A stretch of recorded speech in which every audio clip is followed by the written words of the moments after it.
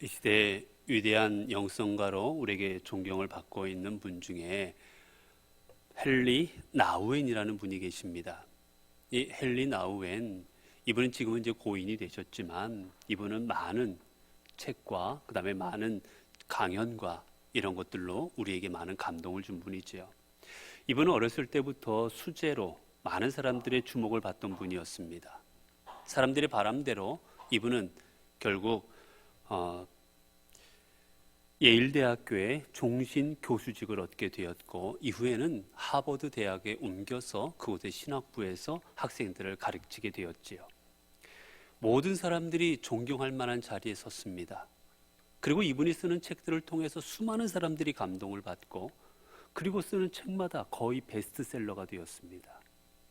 정말 세상으로 말하면 탄탄대로와 그리고 소위 말하는 성공한 사람이었습니다.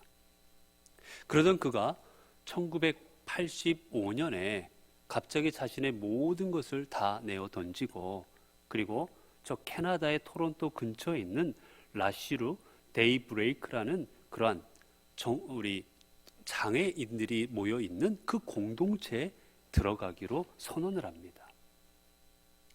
학생들을 가르치던 교수에서 많은 사람들이 존경을 한번 받던 그 자리에서 이제 그곳에서 장애인들을 씻기고 그들을 먹이고 그리고 그들을 위해 청소하고 빨래하고 하는 그런 일들을 이제 가서 하겠다고 선언을 한 거예요.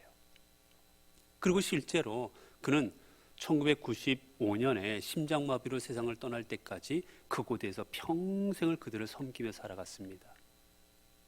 사람들이 그분에게 물어봤어요. 아니, 왜 이토록 귀한, 남들은 다 얻지 못해서, 이 자리까지 오지 못해서 다들 안달인 이 모든 걸 내어 던지고 그곳으로 가시느냐고. 아니, 이곳에서 후학들을 가르치는 것도 하나님의 일이지 않겠느냐고 그분에게 여쭤봤어요. 그때 그분이 대답을 합니다.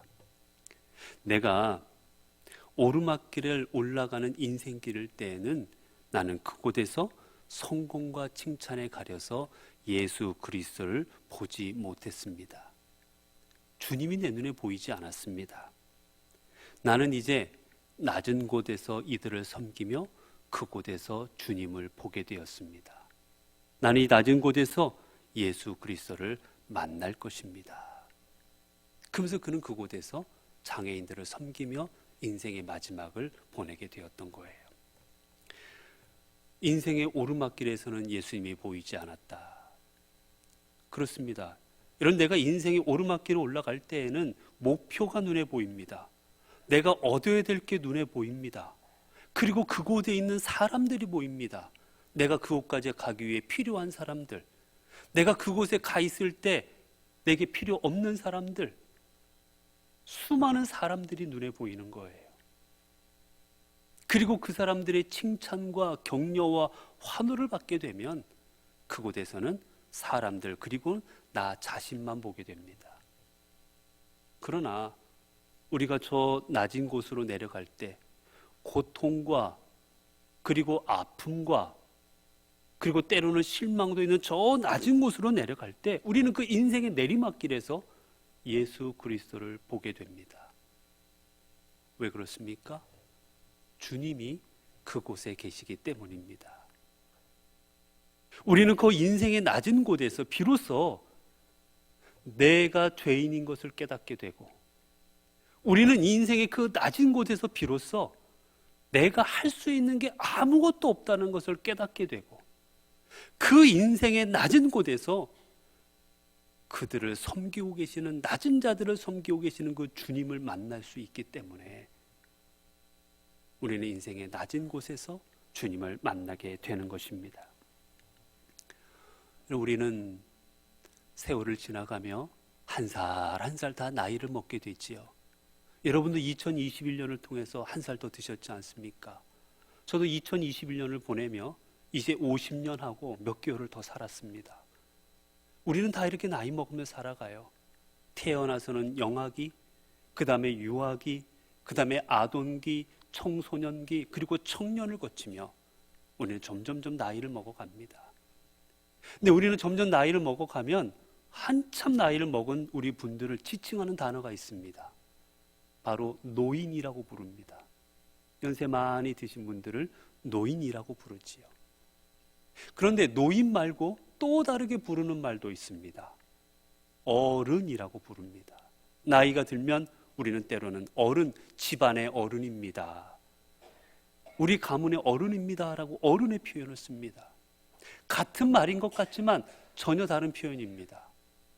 노인은 그저 나이를 먹으면 얻어지는 호칭입니다. 그저 70이 되고 80이 되고 90이 되면 누구나 자연스럽게 다 얻어지는 게 노인이라는 칭호예요. 이 노인과 그러나 다르게 부르는 어른의 가장 큰 차이는 무엇인가? 어른은 나이가 들었다고 불려지는 게 아닙니다. 나이가 들었다고 그저 얻어지는 게 아닙니다. 그분이 어떻게 살아가고 있는지, 삶의 모습을 통해 어떤 존재로 살아가고 있는지를 통해서 어른이 될 수도 때로는 노인일 수밖에 없는 거예요. 차이는 무엇입니까? 노인은 나이를 계급장으로 합니다. 내가 이만큼 먹었으니, 내가 이만큼 나이가 들었으니 대접을 받아야 된다고 생각을 하는 거예요. 나는 대접받을 자격이 있다라고 생각합니다. 나는 당연히 누려야 된다고 생각합니다. 나는 당연히 양보받아야 된다고 생각합니다. 나는 당연히 사람들로부터 배려받아야 된다고 생각합니다. 그게 노인입니다. 결국 나이를 들수록 주변 사람들을 힘들게 합니다. 왜 배려 안 해주느냐고, 왜 안 해주느냐고, 왜 나를 이렇게 인정 안 해주느냐고 힘들게 합니다. 결국은 주변 사람들이 떠나가고 말아버리지요. 노인이 될수록 외로워집니다. 반면 어른은 사람들에게 그늘이 되어줍니다. 어른은 젊은 사람들이 자신에게 오는 사람들의 그늘이 되어서 그 사람들을 쉬게 해줍니다. 그 사람들에게 도움이 될 수 있는 말을 해주기도 하고, 그 사람들을 격려해 주기도 하고, 그래서 결국은 이 어른 곁에는 늘 사람들이 모입니다. 그리고 어른을 통해서 깨달음을 얻고 힘을 얻습니다. 이때 이 어른의 노인과의 가장 큰 차이는, 어른은 섬김을 받으려 하는 게 아니라 남을 섬기고 배려하는 사람이라는 거예요. 노인은 섬김을 받으려 하지만 어른은 내가 나이를 먹었음에도 불구하고 젊은 사람들을 섬깁니다. 내가 저 사람에게 뭘 해줄 수 있을까? 내가 저 사람에게 뭐를 도와줄 수 있을까? 내가 도와줄 수 있는 것을 찾고, 그리고 나이와 상관없이 사람들을 섬기고 배려합니다. 그때 비로소 어른이 되는 거예요.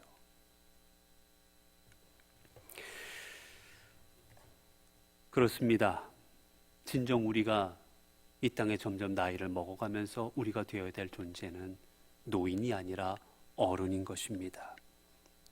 그래서 어른이 되려면 우리는 점점 풀어야 돼요.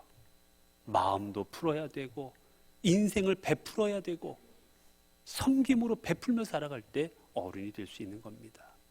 주님께서도 말씀하셨습니다. 마가복음 10장 43절에 45절을 보면, 너희 중에 누구든지 크고자 하는 자는 너희를 섬기는 자가 되고, 너희 중에 누구든지 으뜸이 되고자 하는 자는 모든 사람의 종이 되어야 하리니, 인자가 온 것은 섬김을 받으려 함이라 아니라 도리려 섬기려 하고 자기 목숨을 많은 사람의 대속물로 주려 함이니라. 예수 그리스도께서 말씀하십니다. 너희가 크고자 하느냐? 너희가 인정받고자 하느냐? 너희가 어른으로 대접받고 싶으냐? 어른이 되고 싶으냐? 그러면 섬겨라. 섬기는 자가 어른이 되고 큰 사람이 될 것이다. 나는 섬김을 받으러 온 것이 아니라 내 생명을 내어줄 때까지 너희들을 이곳에 섬기러 왔노라. 여러분, 오늘 우리는 그리스도를 믿는 자라고 부릅니다. 그리스도를 믿는 자는 그리스도를 따르는 자입니다.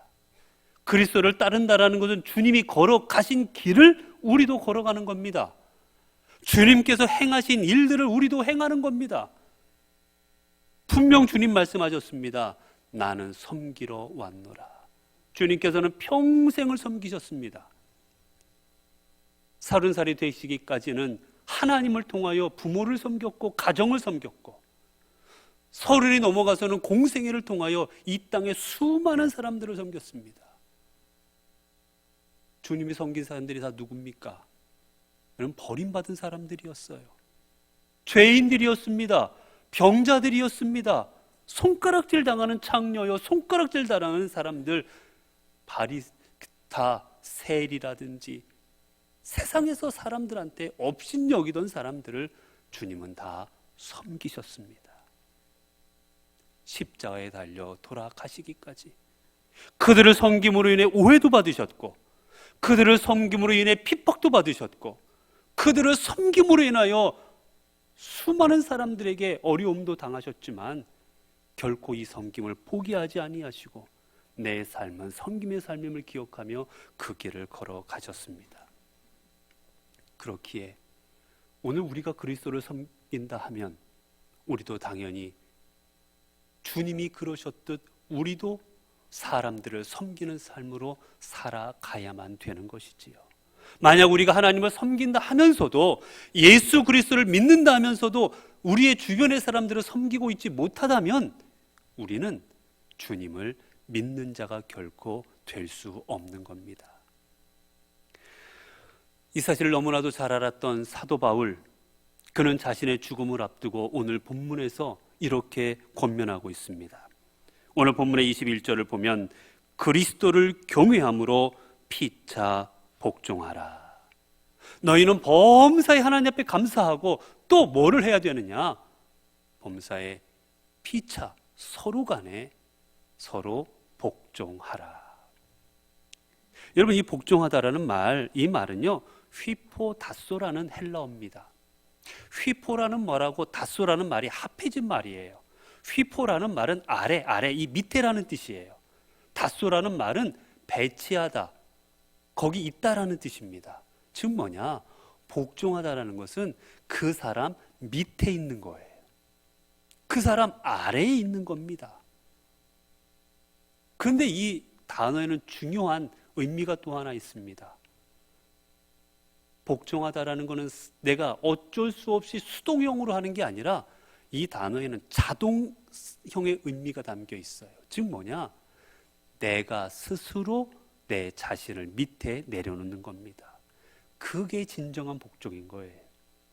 어쩔 수 없이 힘에 의해서, 권력에 의해서 하기 싫은데 강제적으로 누구 밑에 있다라는 것, 그거는 진정한 복종이 아닌 겁니다.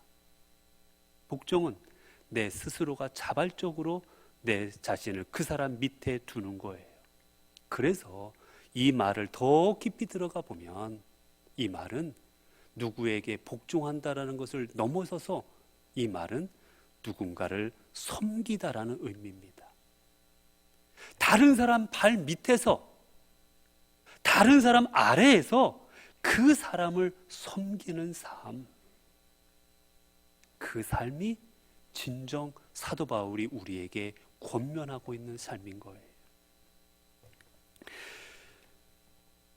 여러분, 주님께서는 이 땅에 오셔서 주님 안에서 하나님의 이름으로 부모를 섬기고, 그리고 또한 그 하나님의 이름으로 수많은 사람들을 섬기며 살아가셨습니다. 그렇다면 왜 주님은 다른 것들도 많은데 왜 내가 온 목적은 사람들을 섬기는 것이다 라고 말씀하셨을까? 내가 온 목적은 하나님을 섬기는 것이다 라고 말씀하지 아니하시고 왜 내가 온 목적은 사람을 섬기는 것이다 말씀하셨겠습니까? 이유가 있습니다. 마태복음 25장 31절에서 46절까지를 보게 되면 그곳에 이 마지막 시대에 우리가 심판받을 때, 우리가 하나님 앞에 나아갈 때 하나님께서 우리를 어떻게 대하실 것인지 그 장면이 나와져 있습니다. 본문을 보면 이렇습니다. 인자가 자기 영광으로 모든 천사와 함께 올 때 자기 영광의 보좌에 앉으리니 모든 민족을 그 앞에 모으고 각각 구분하기를 목자가 양과 염소를 구분하는 것 같이 하여 양은 오른편에 염소는 왼편에 두리라. 그때 임금이 그 오른편에 있는 자들에게 이르되 내 아버지께 복받을 자들이여 나와 창세로부터 너희를 위하여 예비된 나라를 상속받으라. 오른편에 있는 너희들아, 너희들은 하나님 나라의 상을 받아라 라고 말합니다. 그러면서 말씀은 왜 이 상을 주느냐? 35절부터입니다. 내가 줄일 때 너희가 먹을 것을 주었고 내가 목마를 때 마시게 하였고 나그네 되었을 때 영접하였고 헐벗었을 때 옷을 입혔고 병들었을 때 돌보았고 옥에 갇혔을 때 와서 보았느니라. 너희가 내가 헐벗고 내가 굶주리고 내가 고통당하고 아파할 때 너희가 나를 먹여주었고 나를 마시게 하였고 내 옷을 입혀주었고 너희가 나를 도와주었느니라 라고 말하는 거예요. 그때 사람들이 대답합니다. 이 의인들이 대답하여 이르되 주여 우리가 어느 때에 주께서 줄이신 것을 보고 음식을 대접하였으며 목마르신 것을 보고 마시게 하였나이까? 어느 때에 나그네 되신 것을 보고 영접하였으며 헐벗으신 것을 보고 옷 입혔나이까? 어느 때에 병드신 것이나 옥에 갇힌 것을 보고 가서 배웠나이까? 주님, 저희가 주님한테 그런 적이 없습니다. 제가 언제 줄인 주님을 먹여드렸고 목마르신 주님을 마시게 해드렸고 헐벗은 주님께 옷을 입혀드렸습니까? 죄송하지만 저는 그런 적이 없습니다 라고 고백을 할 때 주님이 이렇게 말씀하십니다. 임금이 대답하여 이르시되 내가 진실로 너희에게 이르노니 너희가 여기 내 형제 중에 지극히 작은 자 하나에게 한 것이 곧 내게 한 것이니라 하시고 말씀하십니다. 너희가 세상 가운데 작은 자, 소외되고 갈 곳 없고 섬김을 받아야 될 수밖에 없는 그 사람들에게 너희가 한 것이 내게 한 것이니라. 주님은 소자에게 한 것을 자신에게 한 것과 동일시하고 계십니다. 결국 그 말대로 하면 무엇입니까? 우리가 소자에게 어려움 있는 섬김을 받을 수밖에 없는 사람에게 우리가 섬기지 않았다면 우리는 하나님을 섬기지 않은 게 되어버립니다. 같은 본문이 뒤에 나옵니다. 똑같이 사람들에게 너희는 내가 헐벗을 때 나에게 입을 옷을 주지 않았고 내가 목마를 때 나를 마시게 하지 않았고 내가 배고파할 때 나를 먹을 것을 주지 아니하였나이다. 너희들은 심판으로 나아가라 말합니다. 그때 사람들이 말합니다. 아니 주님, 언제 저한테 먹을 걸 달라 했고 언제 마실 걸 달라 했고 언제 옷 달라 하셨습니까? 주님 그런 적 없지 않습니까? 그렇게 말할 때 주님이 똑같이 대답하십니다. 이에 임금이 대답하여 이르시되 내가 진실로 너희에게 이르노니 이 지극히 작은 자 하나에게 하지 아니한 것이 곧 내게 하지 아니한 것이니라. 그렇기에 우리가 하나님을 섬긴다 하면 우리는 사람들을 섬길 줄 알아야 되는 겁니다. 그게 하나님을 섬기는 것이기 때문이에요.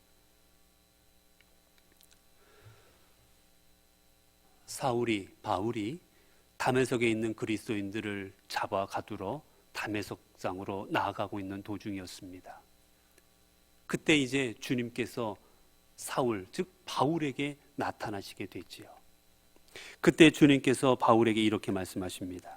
사도행전 9장 3절 4절을 보면 사울이 길을 가다 다메섹에 가까이 이르더니 호련히 하늘로부터 빛이 그를 둘러 비추는지라 땅에 엎드러져 들음에 소리가 있어 이르시되 사울아 사울아 내가 어찌하여 나를 박해하느냐 하시거늘.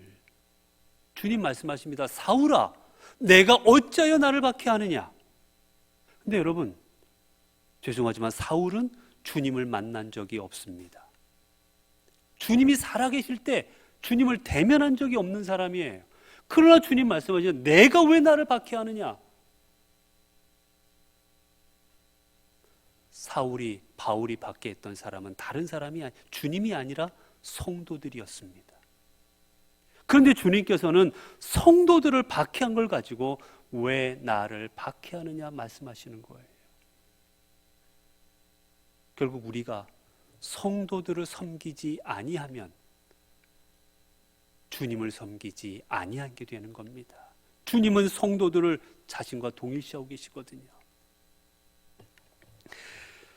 이러한 주님의 마음을 누구보다 이제 잘 알게 된 사울은 그래 그의 일생을 평생토록 주님의 이름으로 섬기는 삶으로 살아갔습니다. 주님의 이름으로 유대인들을 섬겼고 주님의 이름으로 저 땅끝까지 나아가고자 하는 마음으로 세 차례 전도행을 다니면서 수많은 이방인들을 섬기며 그들에게 복음을 전합니다. 마지막에는 인생의 마지막은 저 예루살렘에 있는 교회를 섬기고 저 예루살렘에 있는 성도들을 섬기고자 그곳에 나아가면 잡혀 죽을 것을 알면서도 그는 섬김의 삶을 포기하지 아니하고 예루살렘으로 나아갑니다.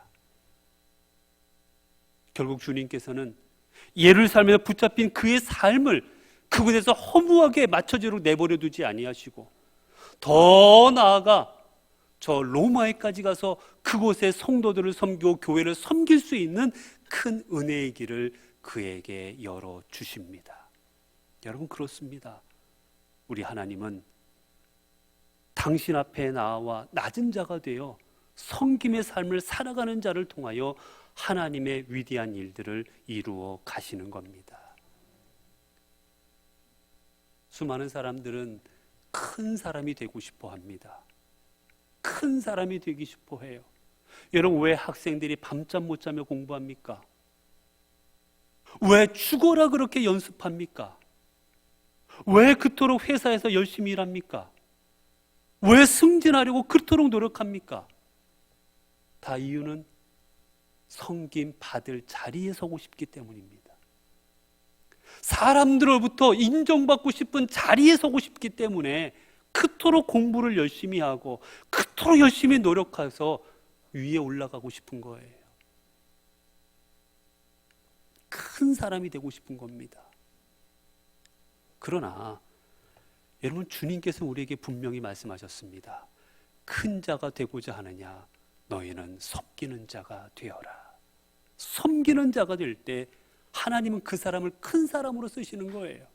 여러분, 우리가 큰 사람이 되고자 하면 하나님은 우리를 작은 자로 만들어 버리십니다. 큰 자가 되고자 하는 자는 교만하여 쓰실 수가 없기 때문이에요. 작은 자가 될 때 그 작은 자를 우리 스스로 작은 자로 여기고 나아갈 때 하나님은 우리를 하나님의 큰 자로 하나님께서 변화시켜 사용하여 주십니다. 여러분, 왜 사도 바울이 우리에게 그토록 존경받습니까? 사도 바울이 가말리엘 문화에서 그토록 공부를 잘했기 때문입니까? 그가 모든 사람들이 갖고 싶어 했던 로마 시민권을 갖고 있기 때문이었습니까? 아니면 율법을 누구보다도 잘 지켰던 바리새인 중에 바리새인이었기 때문이었습니까? 아닙니다. 그가 하나님의 위대한 도구가 될 수 있었던 것, 그리고 그가 우리가 신앙의 위인으로 우리가 그를 존경할 수 있었는 것, 그 이유는 그가 가진 그런 것들이 아니라 바로 그가 작은 자가 되어 주를 섬기고 사람들을 섬겼기 때문입니다. 그는 사람을 섬기는 것이 하나님을 섬기는 것임을 알았을 때 그의 인생의 모든 것들을, 내 삶의 자리가 어떤 자리가 되었든지 간에 자리마다 주님을 섬기는 삶으로 나아갔기에 하나님은 그를 하나님의 위대한 그릇으로 사용하여 주신 것입니다. 여러분, 이 땅을 돌아보세요. 이 땅에 스스로 크고자 했던 사람들로 인해서 이 땅이 아름답게 변화된 적이 있었습니까? 스스로 내 자신을 높은 자리에 두고 싶어 했던 사람들로 인해서 이 나라가 잘 된 적이 있었습니까? 높은 자리에 서고 싶어도 군사력으로 나라를 짓밟고 그 자리에 올라가고 수많은 생명들을 없이 여기며 올라갔던 그 자리에 있던 사람들로 인해 이 나라가 바른 길로 갔습니까? 이 나라 전 세계는 언제나 비록 사람들이 알아주지 않을지라도 내 스스로를 작은 자로 여기고 사람들을 섬겨 나갔던 사람들로 인하여 이 땅은 아름답게 변화되었던 겁니다. 우리가 아는 프란체스코가 그랬고, 마더 테레사가 그랬고, 슈바이처가 그랬고, 장기려 박사가 그랬고, 수많은 스스로 낮아진 분들을 통해 이 사회가 이만큼이라도 변화가 될 수 있었던 겁니다.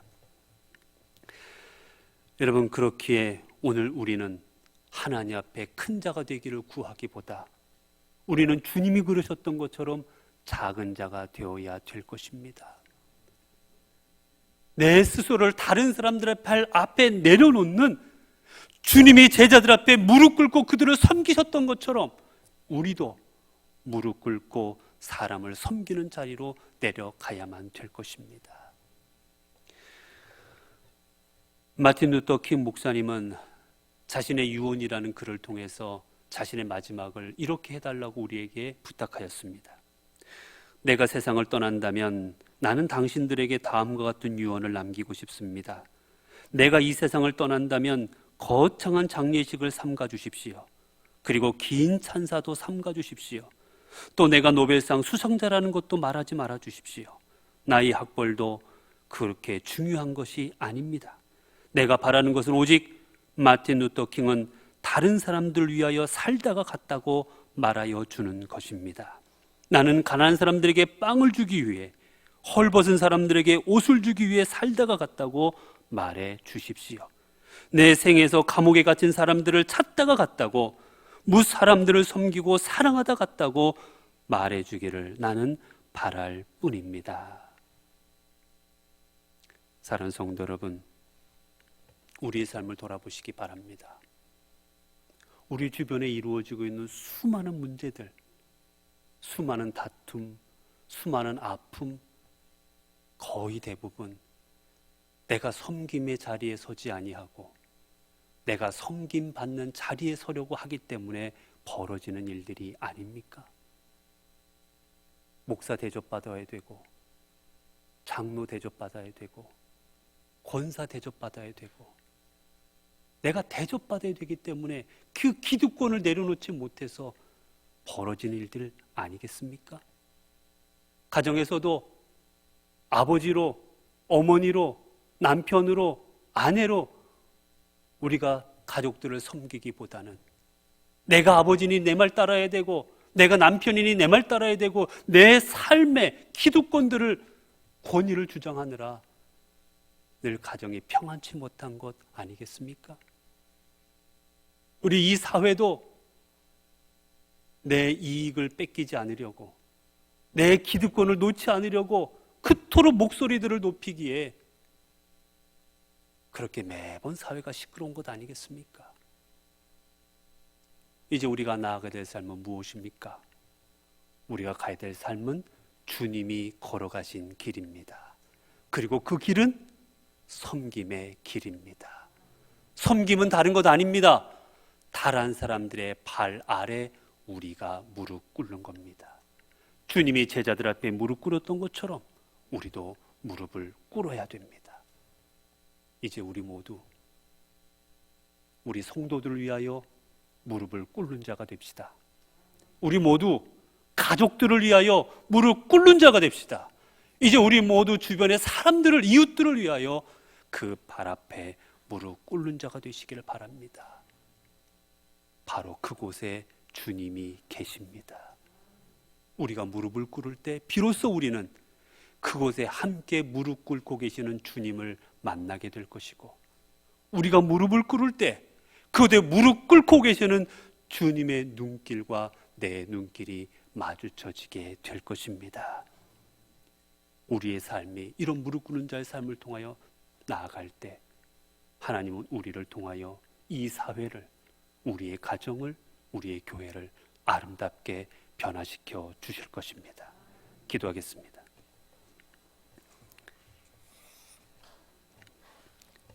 은혜로우신 하나님, 우리는 저 높은 곳으로 가야만 주님을 만나는 줄 알았습니다.